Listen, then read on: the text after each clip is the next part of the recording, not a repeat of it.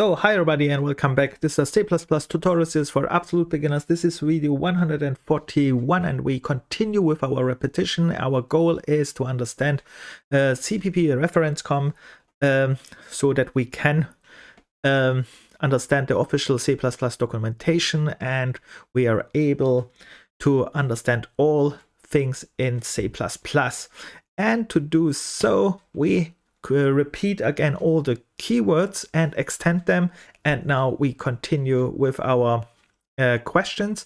I ask again one question.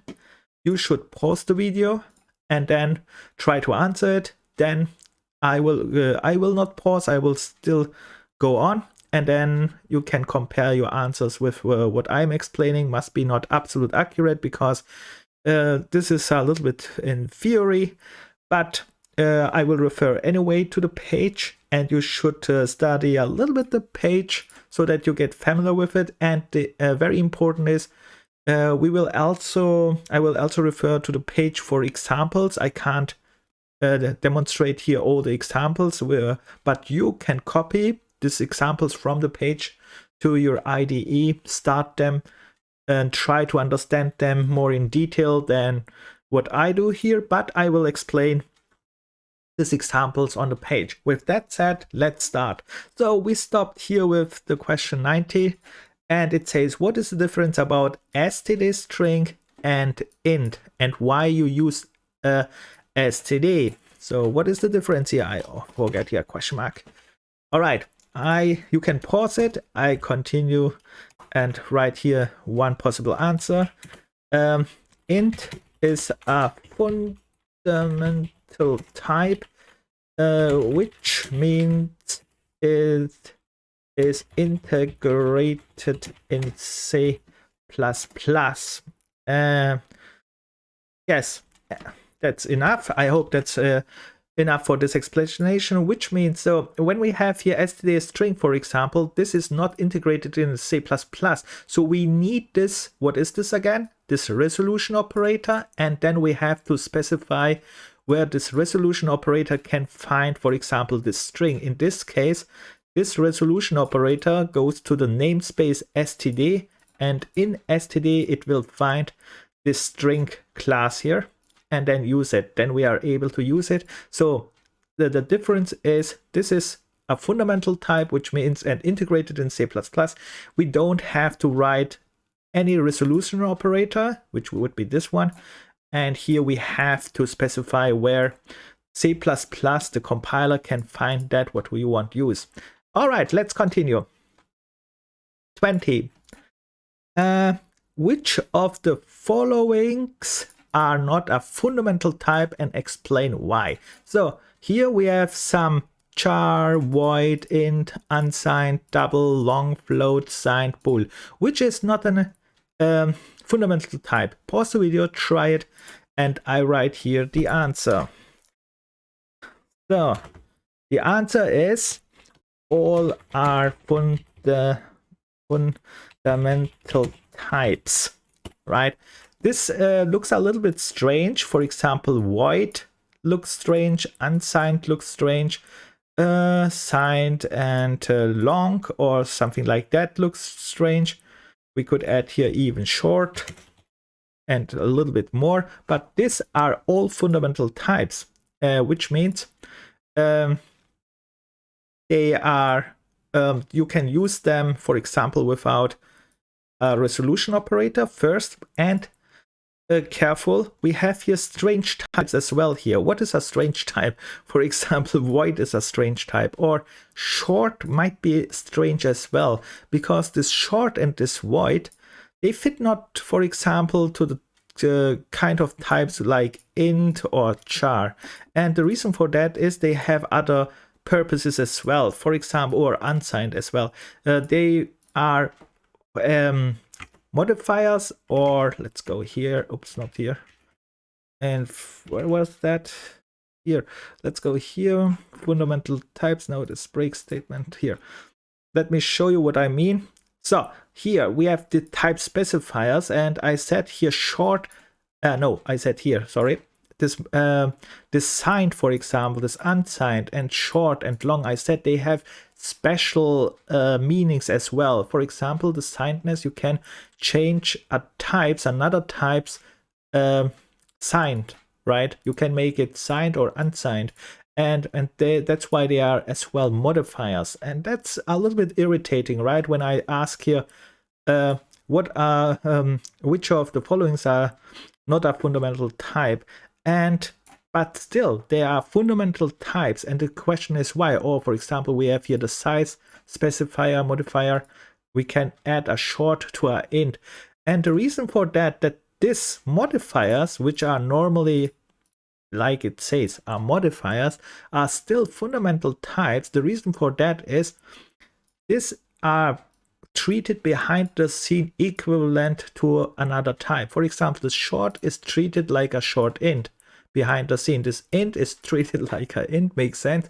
But look, this signed is treated as an int because it says equivalent type, which means behind the scene the C++ compiler will use signed as int, which means you can go, let's go here, you can go to your main and write here signed and write here my telephone number and then use this one and start, and you see this one works too. It is not complaining. You can use that, and the reason for that is because behind the scene it is treating this kind of words which we have here to an equivalent type, and it's useful. Usable, not useful, usable. Yeah, but keep in mind they have special meanings like this modifying. And yeah, let's go on. I hope you understand this. And where we are. We was here and yeah, okay, all are fundamental types. That was good. I hope you figured this out. If not, no worry, we go on.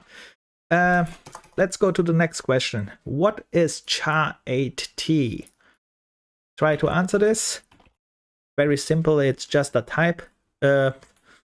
Just a type for 8 bits, right? And this is made special for UTF code. And before it was just char, and now they have char 8t, 60t, and 32t, and they are fixed, which means if you write char 8t, it is fixed to 8 bits. That's very important. The other, for example, char can change, depends on, yeah, needs. We will see an example in a moment with another thing. Okay, I hope you get this one too. Just a type for 8 bits used. Let's write here used in UTF. I don't know, where was it used? Let's go here. The char. Here is the char character type, and here is our char 60, char 32. Where's our char 8 here? Here's our char 8 type UTF-8 character representation. Let's make this one, copy this one, because this one is most time used for this one. 8 bits. And let's copy this one in. So UTF-8 character representation. All right, that's so around it. Read a little bit more if you want more accurate answers. You have to use the documentation. All right, let's go on to the next question. What we have here at 122. With what keyword can you test the size of a type and what means the value? Do you know a keyword? With what? So try to figure this out. Perhaps you know it. You should know it. We have not talked too much about it, but you should know it, and it is the keyword. Actually, it's not even a keyword. Sorry, I mislead you. This is not even a keyword. Why I wrote keyword here? With what function? Sorry. If you found no keyword, then you are good, because actually it's not really a keyword. Why I have this in keywords, I don't know. Let's see if I see this here. Yeah, all the keywords, but I don't see. Oh no, it is a keyword. Okay, I was wrong. Indeed, it is a keyword. I'm irritated because it's all time used as function call. So the keyword which I am searching was size of. But this size of, when we click on it, and then we have here size of operator, let's click one of them. And you see the use case of this one is actually more like a, let's say, like a function call. And that's why I was a little bit irritated, because you write here the keyword size of, and then you write here the type, and it will give you the size of the type back. A little bit irritated, you see. I don't know, but this is definitely, like it says, a keyword, not a function call. But I use this all time as a function call, and let me show you what I mean with that. When we go here, when we write here int my telephone number, and we assign a value, and now I want to call this one here. I want to know the size, and you write normally something like size of, and then you write here my telephone number. And yes, this one looks like a function, but indeed it's a keyword. You can see on the color. And of course you can then put out this std cout and something like that. We start, and then we see what it's prints back. It is 4. Let's remember this one. Go back to our function, because we have to do something there, right? We have to explain something. With what keyword can you test the size of a type? Okay, size of. I learned something too here. Very nice. And then of a type, and what means the value. Okay, we found the keyword. It's the size of keyword. And what is the meaning of the value? So it printed out something like 4. I don't know where it is. Here was it. So what means this value 4, for example? And the value 4 means it's a representation in bytes, which means okay, let's write this. So with it says, and what means the value? The value is the size of the type in byte. Right? So we had a byte of 4, which means, for example, let's make here, for example, in our example was 4. Let's write here, for example, 4 byte equal to, is equal to, is the same as 32 bits, right? This one we should know. All right, and let's see if there's something else size of type and what means the value. Yes, that means you can we can talk here much about this one, but I will stop. But I will say we can put now a value of 4 bytes in this one. But I think the next question will anyway lead to this one. So let's go to the next question, and it says here what means range of values, and this one is connected to the question with this one here a little bit, because the range of values are actually the values which you can put in, for example, 4 bytes. So the answer here is range of values are values which you can use for a variable. Okay, which values which you can use, for example, in a variable. Of course, we have to define this variable. And here, let me go here fast to the range of values so that I show you this one too, not this one. Here. We are here again in fundamental types, and we have talked about these types here, right? We have talked about a little bit, if you use the size of operator, you will see that you can get here 4 bytes. Careful, they represent this in bits. So we had 4 bytes in our in my example, which means our int is actually here is int, but it says here 60. That's a little bit irritating. Careful about this one. I will talk about this later. But we had here 32, and it says here at least 60. So careful about this one when you read this one. Not that you get irritated why you would say why I get only I have in my machine, for example, 32 bits, not 60 like it says. It says here, very important, at least, not 60 exactly, at least. All right. So, and I want to show you the range normally. What was the range? Here, if you have, for example, now, here, this 32 bits, right? 1 byte has 32 bits in my case, because we can have also 60 or even 64, depends. But in my case, in my example, was the back value was 4 byte, which means 32 bit size in bits. And the range is here. When we see this one here, there's values which you can use. Let's make an easier example for the range. When you have, for example, just 8 bits, for example, here a character, like I said, this UTF-8 example here, this just a type for 8 bits, this UTF character, for example, this would be this one here. It is fixed, and you have only the range, depends on signedness, 0 to 255 or minus 228 to 127. But these are the values which you can put in, right? And there is one more thing. If you say, hey, how I can calculate this, there is a theory behind this, of course. I will skip this theory because that takes a little bit too much time. But if you want to dive into Google, just calculate bits binary, right? Go and calculate binary to digital, and then you will find the answers how you can convert the 8 bits to these numbers.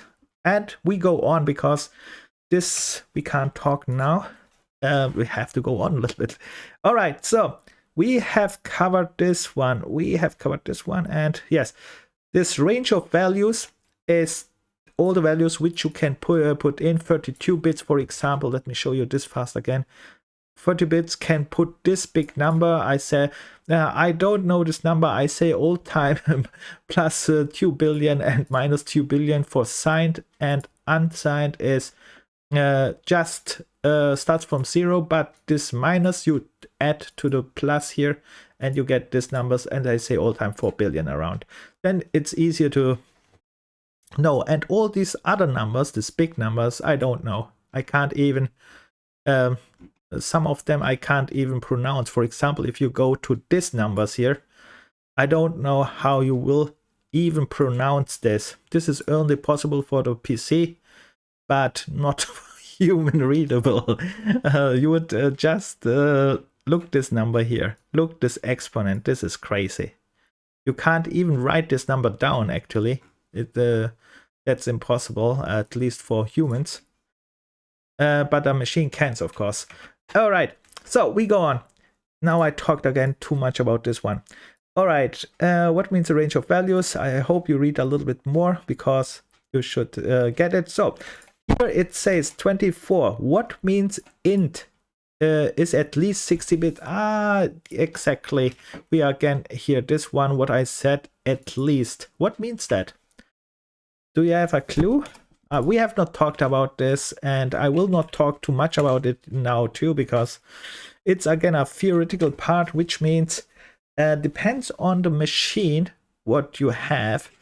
It can be defined as 60-bit at least. For example, here I said careful about this int here. It's here in this official paper it shows 60, but it is set at least 60 because they don't know what architecture you use. There are different kind of PC architectures, and depends on the architecture. It starts with 60, and then int goes here to the range of like you can see we have here 60, 42 in this case, but we saw also a little bit other numbers here. Let's go down here. You can see integer here, for example. The type integer starts 60, 32-bit, can be even 64-bit defined. And in my example here, in my main example here, this one was 4 bytes. So my architecture says you are using this 32-bit, oops, here, this integer architecture with 32-bit right now. And that's why your integer can store these values, something like that. So, and this is irritating. Let's go back to our question. And this is irritating. Careful about this kind of stuff. And not that you get irritated and say integer is all time 32 bits. No, it's not. It depends on the architecture and definition a little bit. All right, let's say here the answer. What means int is at least 60-bit? Depends on the PC. It can be, let's say 60, 32, 64, or even anything else, or even anything else per definition. Let's write here, or even anything else per definition. And I write here this strange thing here, or even anything else per definition, which yes, because if you go back in time, they say something like before 1 byte was not even 8 bits, it was 6-bit or anything else. And then of course this one changes again a little bit, but this one you can forget normally, at least for the modern PCs. And you should concentrate first to understand this kind of stuff. It can be 60, 32, 64, and normally 32. But in special cases, and the architecture is this one too. Just check this. All right, let's go on to the next question. I talk too much here as well. And here, 25. What means C++ is a strongly typed language? What is that? What is the meaning? We hear, I bet you heard a lot of time C++ compared to other not typed languages. I mean, there are languages who are not strongly typed, weakly typed, or something like that. So what means this? Have you a clue? The answer, I copy here just the right answer, but the short version is the type in C++ is very important. Like in other languages, they don't care even about the type, more or less. And in C++, you have to declare the type. And if you declare the type, this variable type stays at this type.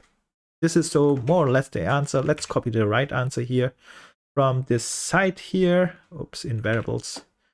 Let's go here in variables, and here anywhere should be strongly.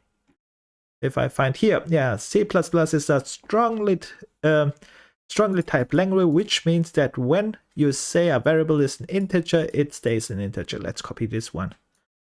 Right, this is the answer. And of course you can here read a little bit more, but I copied this one here as my answer. Which means, let's make here dot I mean, which means that when you say, and so on. All right, you get the idea, I hope. Read a little bit this one. That's also very important if they discuss what is because this is important for safety as well. Because C++ is also said is more safe than other languages which support not this type system here. And yeah, let's continue. There is again a lot to read, of course, but this is enough for us to know. And let's continue. What it says here, what is keyword AND? Do you know what this AND is? And it says here, are there more? So again, what you think? Pause, of course, all the video and try, and then try. And now I say the answer. AND is an alternative representation of a logical operator. This AND is, let's write here, alternative presentation of a logical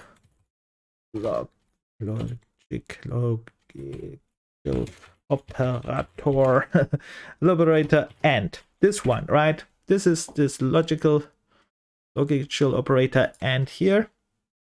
And are there more? Yes, there are many more operators.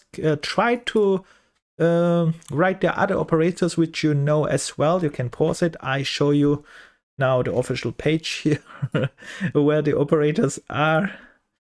And where are we? Operator precedence. No, there we are not. But here we have here some operators. We go to the logical operators here. And you should know this logical operator. Oops.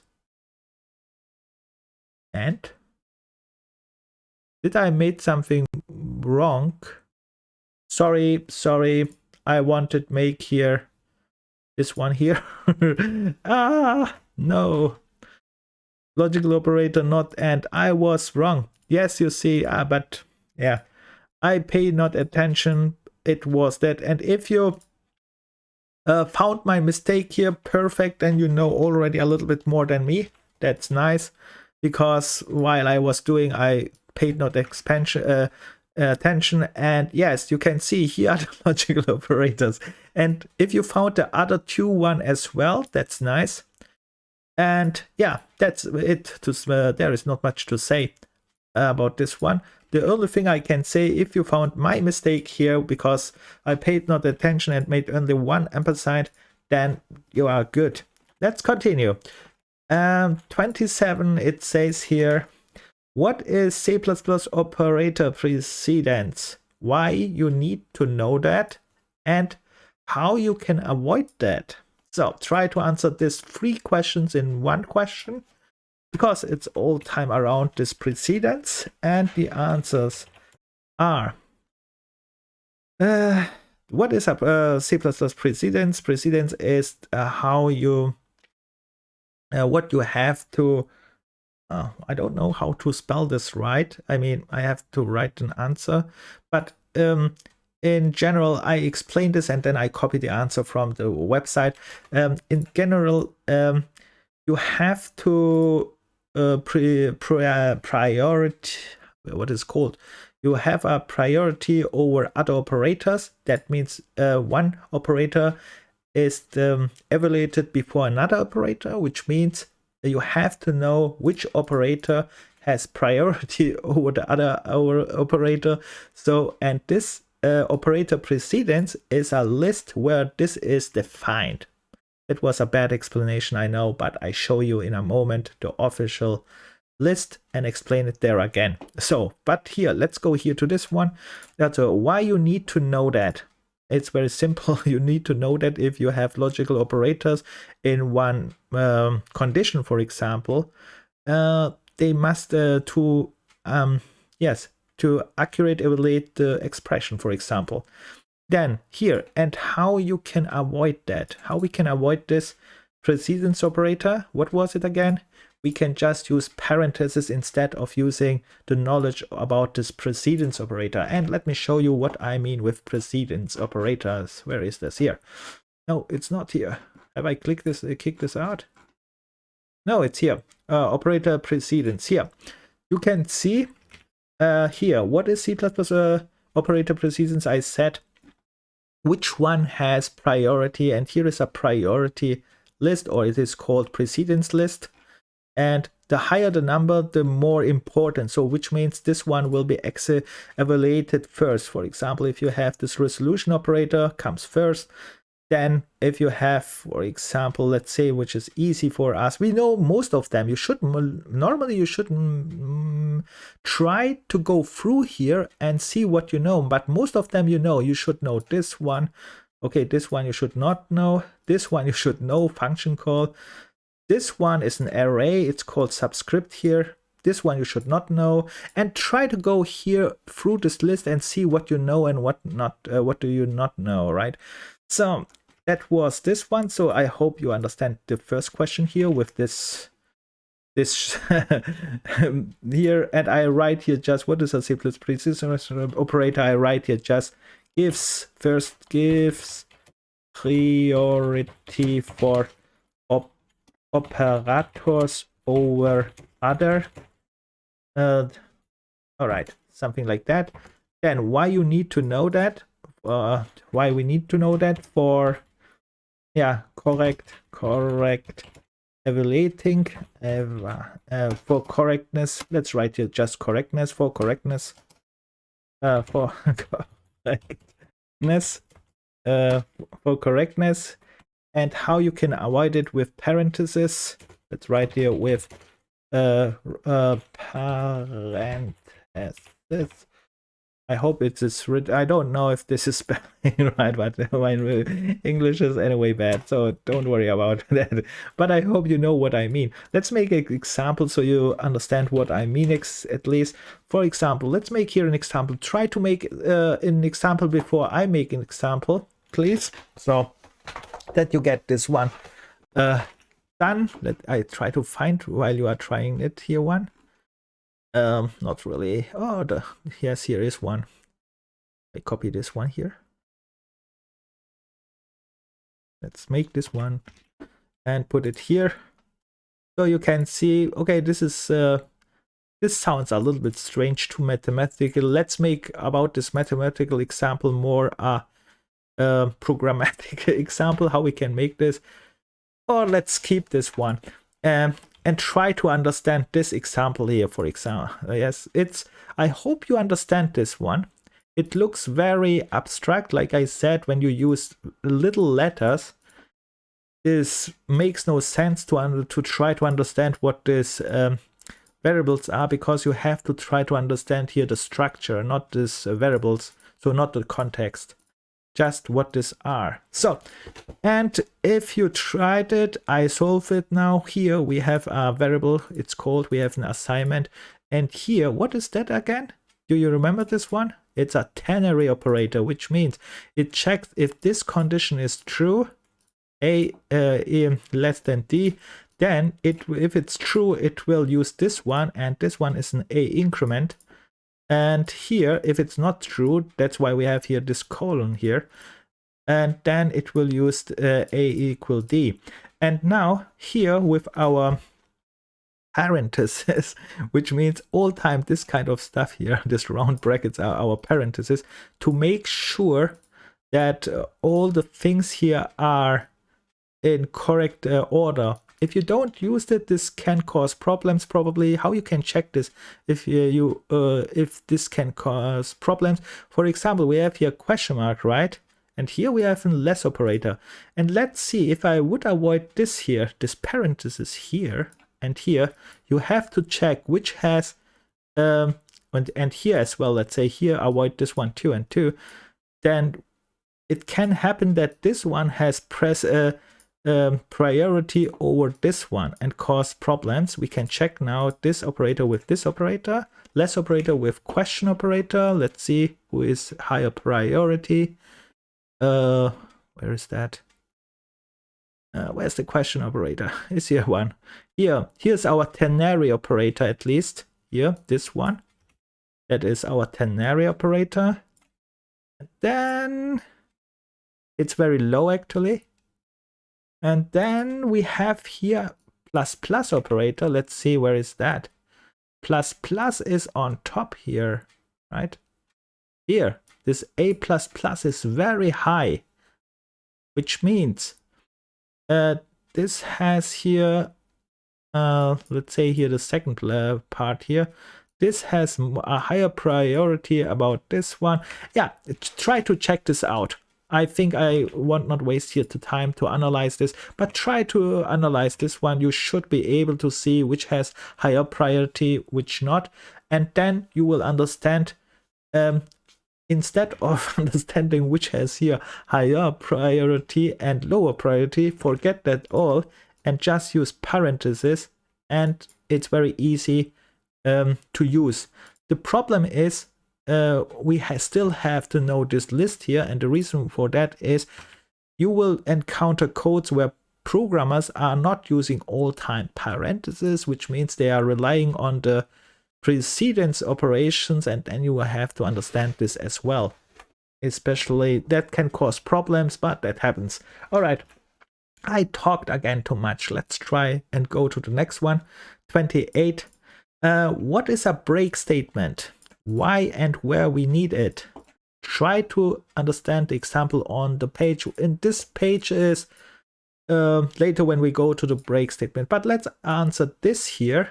Then I show you the example page, and then you try to understand it, make a pause then again, and then I explain this one. But first, let's answer this question. What is a break statement?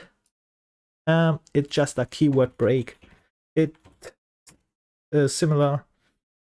Let's write here similar to a, not similar. E is the same, not similar. It's the same like keyword break. That's it.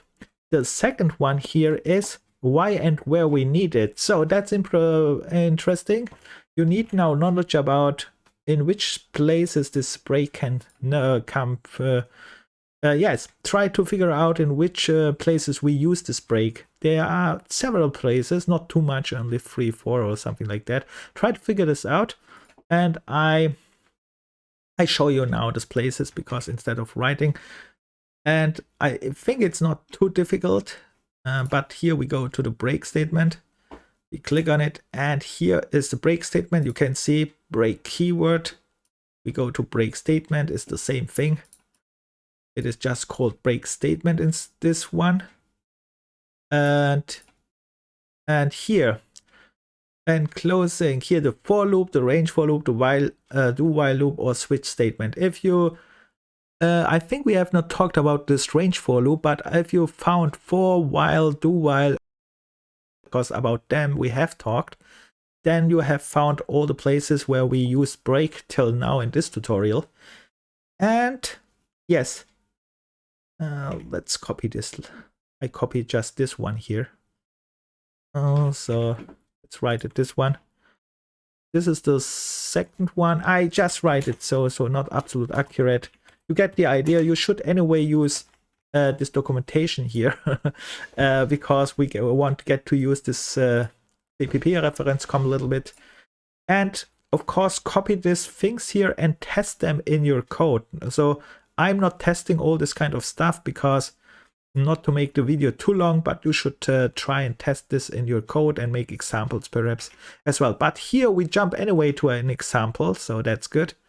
Here in this case we try to understand the example on the page. On the page here, when I scroll down, here is the example section, and I check this one here. You can pause now the video, try to understand this one, and you can go also to this page here, right? The CPP reference com.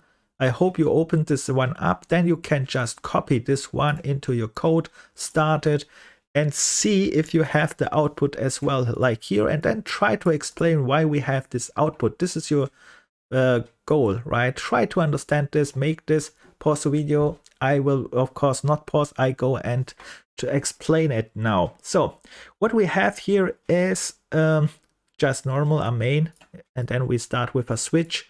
We initialize, oops, what was that? We initialize a value. This is our switch condition. In this case, our integral must be our integral, important here. And then they put this condition here in, and then depends on the condition. We can, we have cases, which means we have, yes, we can choose. For example, it says here it's true. Important here is, what is here different than normal? Here is break missing, right? Not only in 2, 1 is missing, 3 is missing, 4 looks very strange. Also, here this 4, there's not even anything in it.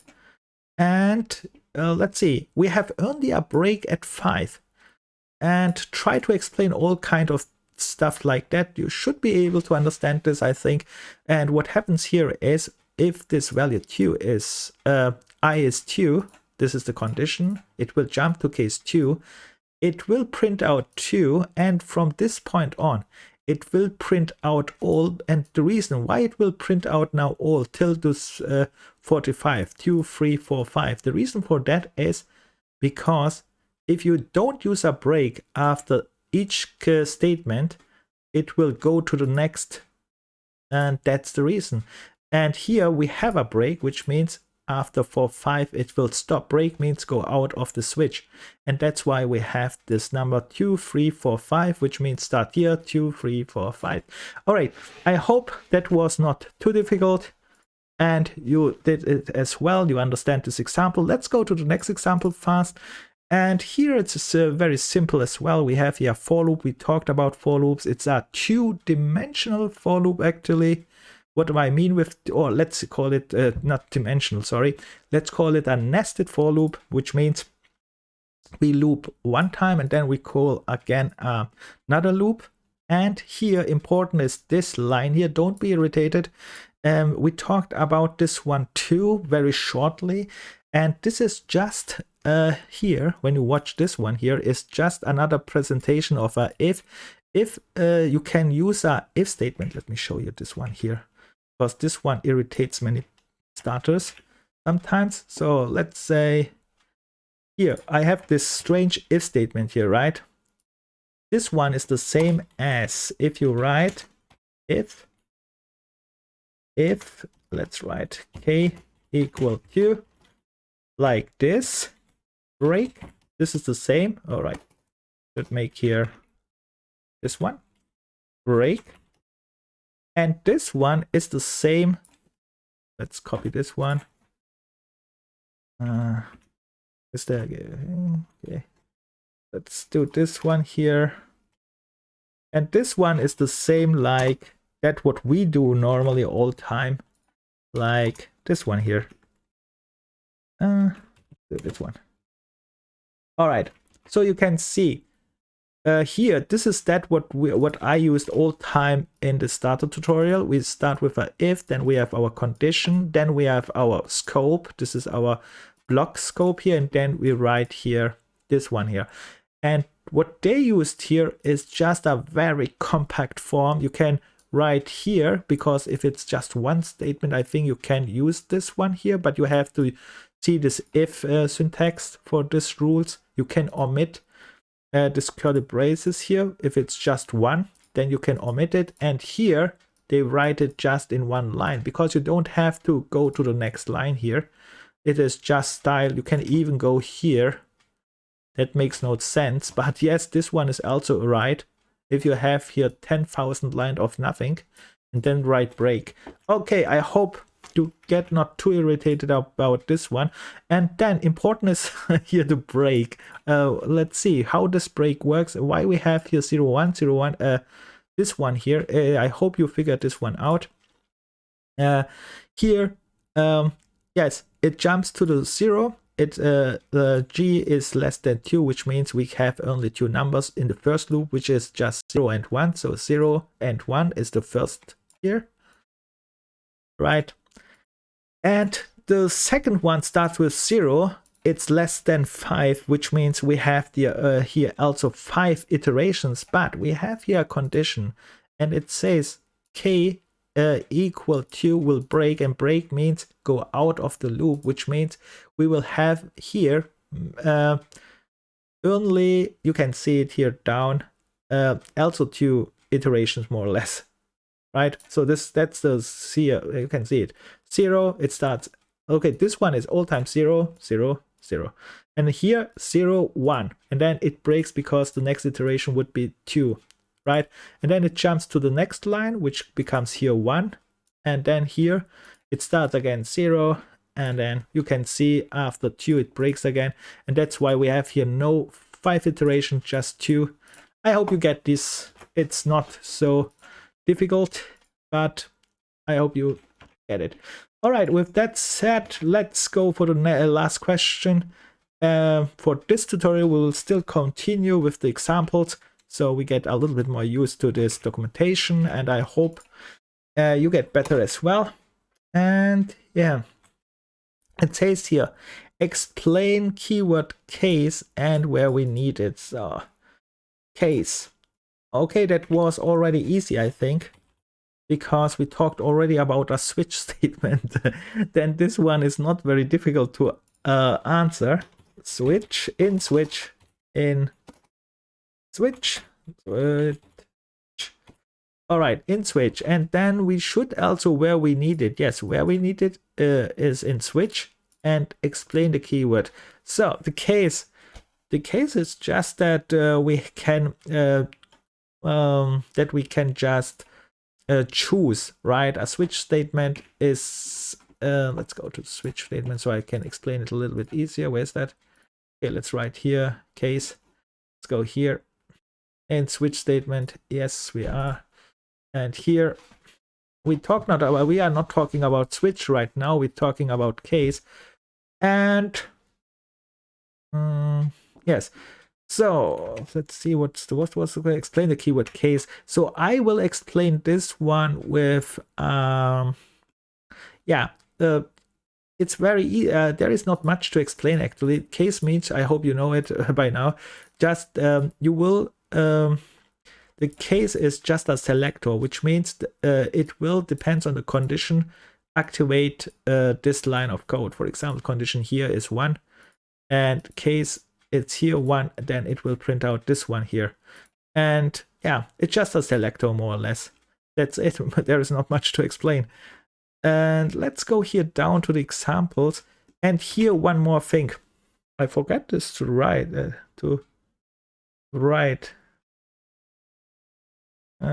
Yes, I think I forgot to write here something. Sorry for that.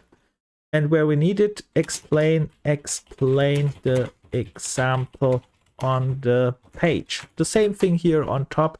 There's again an example. Actually, there are more examples, but these are not the examples which I want. I want that you explain this big example. The problem here on this big example is there are parts which you don't know. You should skip them, and I show you this one. So the first part here you should know, I think. I will explain it in a moment. The second part you should know. The third part you should know.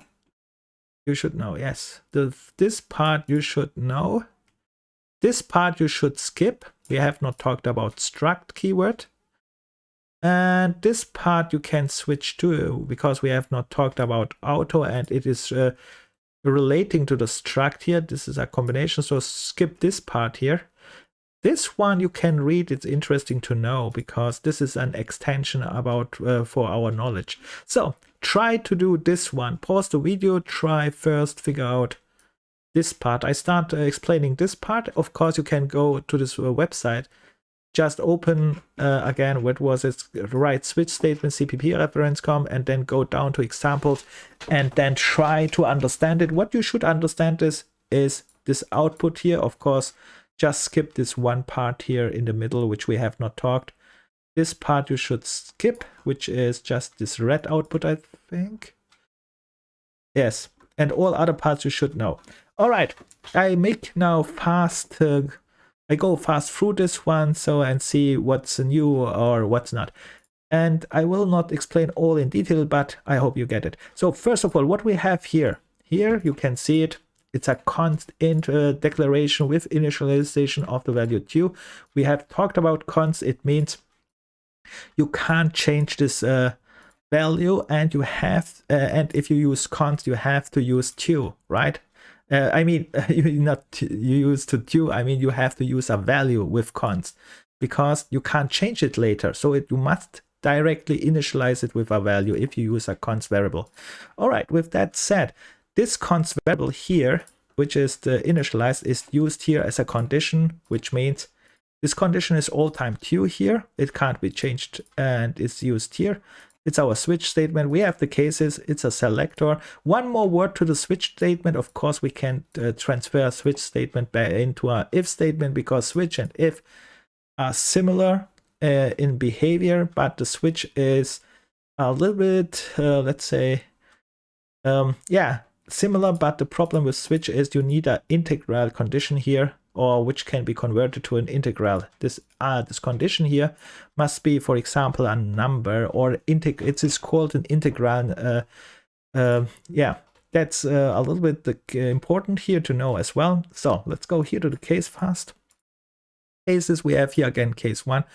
Talked before, case is just selector, depends on the condition, and if the condition is the same like the case label here, then we can it will go into the function and it will print it out. In our case it's true, which means it will just print this one out. Careful, what is careful here?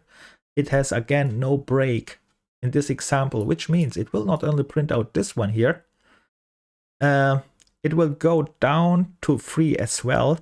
And here is something new which we have not used at least, but I told you, if you see something like this double brackets, square brackets, then you should know it is all time attribute, and then you should go to attributes. The best thing is that you find here where you can click attributes, because it's pointed out most time here attributes, attributes, here it's optional and sometimes, and then you click on attributes, you go here, and in this case it's good that we have an example where we see how an attribute can be used.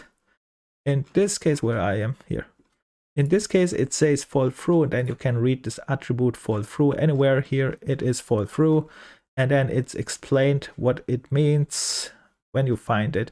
Yes, I don't search it now because it will explain here anyway. It says here fall through means attribute to silent the warning on fall through. You can read this one and what it does, but we are not concentrating on attributes at the start. As a starter, you just have to know that this can happen too. All time, remember, double brackets here is all time a candidate for an attribute. And we have to know where we can use them. All right, I think all other things are clear. We have here case 4, and in this case, it will print out all from here, here, and here. Here is interesting. It has this attribute. Perhaps it's not printing out this one. And then till this point. Why till this point? Because here we have a break, and then the switch statement exit. That was part 1. When we go it down, and we have here 2, 3, 4, 5 output, similar like before. 2, 3, 4, 5. All right, that's cool. Let's go on to the next one. It says here. Then we print this one out. I don't know, here is something, just a new line, okay. And then we have here the switch statement. Is there something new? It is just using again our initial value here from in, it pastes in. We have here now case 4, and it is this. Then we have here default, and then there is no applicable constant expression. Yeah, it's already answered the question. This one is not even used because here we have just here const 2, and here we have no case, and because we have no case here, it's using the default. So that was also important here. I have yes, I forgot to tell you that one. This switch statement has no default, and yeah, you can see you can omit it, but you can normally you should. I said in our starter tutorial you should use all timer default, and here is something again strange. This default has not break. I said in our tutorial it's a good practice to use here a default with a break, because in future this program can expand it, and that's why they say it's a good practice. Even if you use a default, use a break only. Don't use a break. It is intentionally. Intentionally means on time. You know exactly that this can happen, and you are prepared for that. And by default, we are using a break because it's not really intentionally. All right. With that said, I hope you figured this one too. And then we have here a little code again. Here is nothing executed. Makes sense, right? We have I2. Here is no case. This is just skipped. In this case, there is not much to talk. Then we have here this block here. Here we repeat a little bit enum. I hope you notice here, this line enum. We have 2 versions. One is enum class. This one is the old style, which means these numbers here are able to convert to numbers.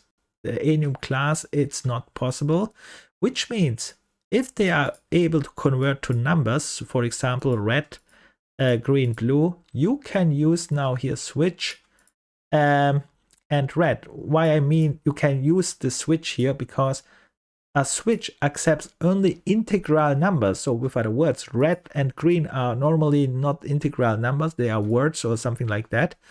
But because they can be converted behind the scene to integral numbers, for example, this is, I don't know, start with 0, perhaps 0, 1, 2, then this one is here, red is 0, green is 2, and a 1, and then 3.